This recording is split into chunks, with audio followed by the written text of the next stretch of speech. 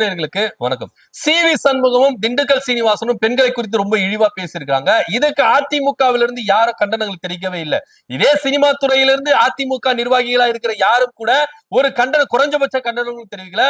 பொதுச் செயலாளர் இருக்கிற எடப்பாடி பழனிசாமியும் குறைஞ்சபட்ச ஒரு கண்டனமும் தெரிவிக்கல. ஆனா நடிகர் சங்கமும் நடிகர் விஷால் அவர்களும் இறங்கி வந்து என்ன பண்றாங்க, கண்டனம் தெரிவிச்சிருக்காங்க.